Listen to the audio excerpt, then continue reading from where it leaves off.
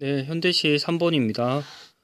우리가 첫 번째로 볼 시는요, 백석 시인의 두보나 200가치라는 시고요.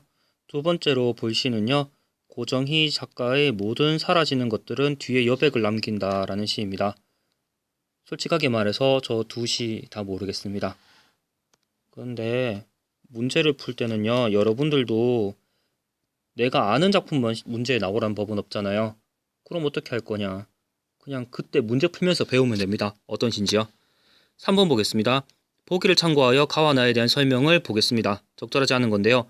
가와나는 쓸쓸함에 대한 화자 인식을 드러내고 있군요. 있군요.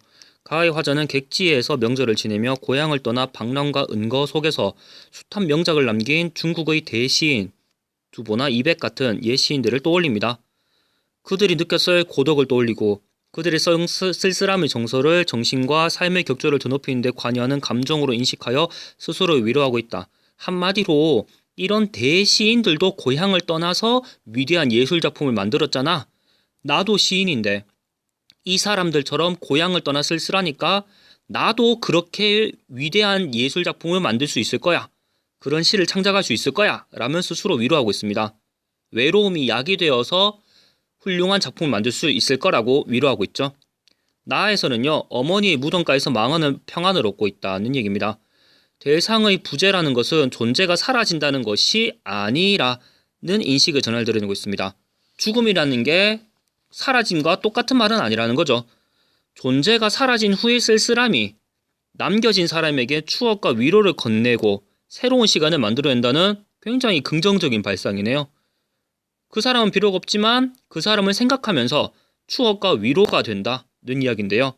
나는 어떻게 살 것인가에 대한 생각을 드러내고 있다고 합니다. 그럼 나는 어떻게 살아야 될 것인가? 지금부터 가와 나를 보도록 할 텐데요. 먼저 이거부터 보겠습니다. 시를 놔두고 보기만 보고 이것을 한번 보도록 하겠습니다. 가의 대보름 명절이란 시간적 배경과 남의 나라라는 공간적 배경은 객고에 있는 신세인 화자의 처지를 더욱 쓸쓸하고 외롭게 만들고 있겠군. 명절인데 난 혼자야. 거기다가 우리 고향도 아니고 다른 나라야. 그러니까 완전히 혼자죠. 더욱 쓸쓸하고 외롭게 만들고 있군. 맞는 것 같은데요. 가의 두보나 이백 같은 이 나라의 시인도, 그러니까 이 나라라는 건 중국에 있다는 거죠. 남의 나라라는 건 결국 중국이란 얘기인데, 스스로 마음을 느꾸어 위안하지 않았을 것인가 라는 화자의 추측은 자신의 외로운 처지를 스스로 위로하는 모습으로 볼 수 있겠군. 이렇게 위대한 예술가들도 쓸쓸했다. 나도 쓸쓸하다. 이 사람과 나는 동급이다. 라고 스스로 위로하는 모습으로 볼 수 있겠죠. 가의 쓸쓸한 내 마음을 예투의 쓸쓸한 마음으로 연결한 것은 삶의 격조와 예술적 경지에 대한 화자의 지향과 연결되어 있다. 내가 지금 쓸쓸한 마음이 옛날 두보나 이백이라는 사람의 쓸쓸한 마음과 똑같다.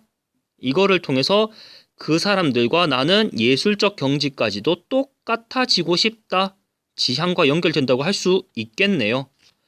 나의 부재 뒤에 떠오르는 존재인 여백에서 느끼는 쓸쓸함에 대해 여백이란 탄생이구나라는 화자의 새로운 깨달음은 쓸쓸함에 대한 화자의 긍정적인 인식을 담고 있군. 그렇죠.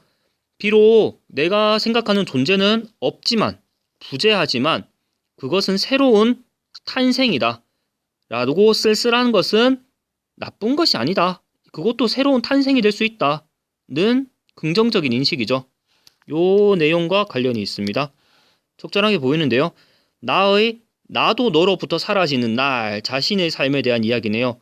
고요한 여백으로 남고 싶다는 화자의 소망은 나도 역시 긍정적인 것으로 남고 싶다는 소망은 타자에게 위로를 건네지 못했던 자신의 과거가 무의미했음을 후회한다. 글쎄요. 굉장히 긍정적으로 마무리가 되고 있는데 후회는 부정적인 거잖아요. 5번이 굉장히 이상합니다. 정체가 수상하네요. 저는 5번을 정답이라고 하고 싶습니다. 일단 1번, 2번부터 마저 보도록 할게요. A와 B에 대한 감상으로 적절한 것을 보기에서 모두 고른 것은입니다. A와 B는요. 이번엔 C가 길어서 일일이 넘어갈 수가 없어서 밑에 잠시 잘라봤습니다. A는요. 고향에서의 명절을 새 것의 이미지로 타향에서의 명절을 낡은 것. 그러니까 고향은 과거고 타향은 현재인데요. 연결하여 현재 자신이 처한 상황을 대비적으로 드러내고 있다. 오늘은 현재네요. 대보름 명절인데 나는 고향을 멀리 나서 남의 나라 쓸쓸한 객고에 있는 신세로다 라고 되어 있습니다. 옛날 두보나 이백 같은 이 나라의 시인도 멀리 고향을 떠나서 있었다면 맞은 일이 있었을 것인데 오늘 내 고향이 내 집에 있는다면 여기까지가 현재고요. 지금부터 과거를 회상하게 되겠죠.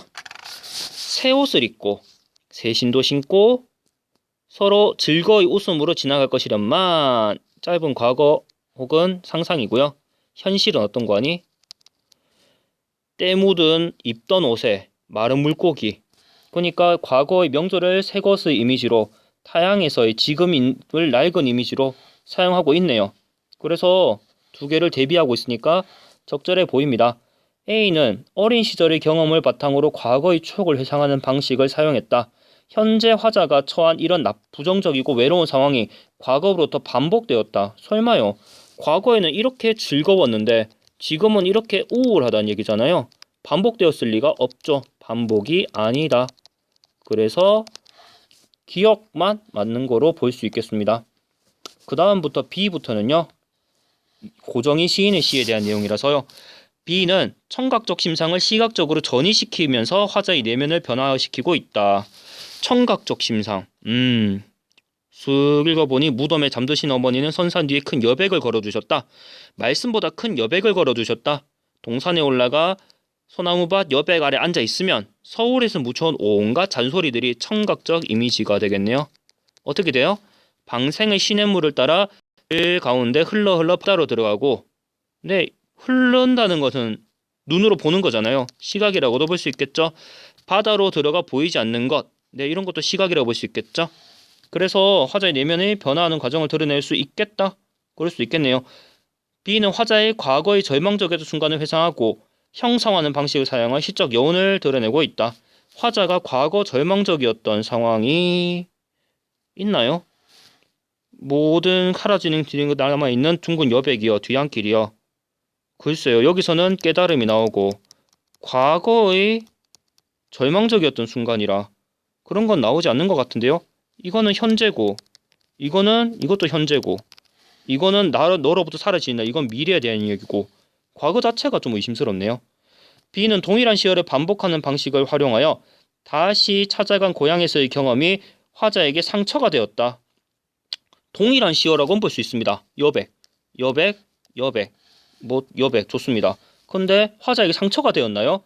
그럴 리가요. 새로운 깨달음을 얻고 나도 언젠가 이 세상에서 부재하게 될 텐데 죽게 되고 사라지게 될 텐데 그때도 네가 날 보고 있는 네가 너에게 여백으로 남고 싶다. 굉장히 긍정적인 마인드로 끝나는 거죠. 그래서 굳이 따지자면은 기억과 디귿이 적절한 것이 되겠네요. 기억과 디귿입니다. 기억에서 미음에 대한 설명으로 적절하지 않은 것입니다. 기억은요. 화자가 상상하는 장면 속의 소재로 자신이 처한 현실과 동질적인 상황을 떠올리게 하고 있다. 네, 기억이 뭔지를 일단 봐야 되네요.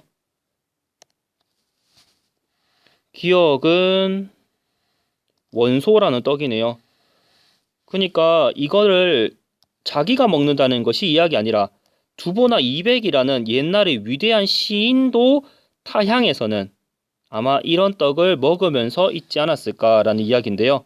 니은은 떡국이고요. 디귿은 오독도기. 이거는 뭐 여러분들이 다음 페이지 보면 알겠지만은 중국에서 화약 노래할 때 화약이 터지는 화약이라고 보시면 되겠습니다. 폭죽이라고 보면 되겠네요. 보겠습니다. 자신이 처한 상황과 동질적인 상황을 떠올리게 하고 있다. 네, 그럴 수 있겠죠. 이백과 두보라는 사람도 아마 원소란 떡을 먹었을 것이다. 적절하다고 볼 수 있겠네요. 니은, 화자가 현실에서 마주할 수 있는 소재 중 떡국이었는데요. 고향의 모습을 추억하게 하는 것으로 비애감을 심화시키고 있다. 지금은 고향도 떠나왔고 나 혼자 있으니까 어떻게 명절을 기념할 수 있는 게 없는데 유일한 게 떡국이에요. 근데 떡국을 먹으니까 마음은 위로가 되기는커녕 옛 처지와 비교가 되면서 더욱더 외로워지고 있죠. 디귿, 현재 화자가 처한 상황과 상반된 이미지를 지닌 소재로 외부 상황의 분위기와 화자의 정서가 대비를 이루고 있다. 나는 이렇게 외로운데 바깥에서는 어때요? 폭죽을 터뜨리면서 굉장히 시끌벅적해요. 시끌벅적합니다. 그리고 굉장히 즐거워 보이죠. 근데 나는 어때요? 외롭죠. 그러니까 굉장히 대비가 되고 있죠. 그러니까 화자의 정서가 대비를 이루고 있다. 적절하네요. 리을, 화자가 그리워하는 대상이 부재하고 있음을 드러내는 소재다. 화자가 깨달음을 얻는 과정에서 시작이 되고 있다. 적당히 보겠습니다. 미음, 화자가 처한 현실이 이상과 달리 초라한 것임을 드러내는 소재로 시의 애상적인 분위기를 형성하는 데 기여하고 있다. 둘 다 리을, 미음이 지금 저로서는 뭔지는 모르겠는데 굉장히 미음이 이상하네요. 미음이 좀 이상합니다. 현실이 이상과 달리 초라하다. 초라할까요? 보도록 하겠습니다. 리을은요. 무덤에 잠드신 어머니. 그렇죠. 시가 이렇게 깨달음을 얻는 시발점이 시작이 되고 있네요. 내 마음의 잡초가 다 쓰러진 뒤 여기서의 나로 너로부터 사라지는 날 내 마음의 잡초라는 것은요. 여기 있는 잔소리하고 똑같은 거라고 볼 수 있겠네요. 보도록 하겠습니다. 화자가 처한 현실이 이상과 달리 초라한 현실인 것임을 드러내는 소재로 시의 애상적인 분위기를 형성하는 데 기여하고 있다. 일단 시가 애상적인 분위기인가? 그거부터 굉장히 의심스럽고요.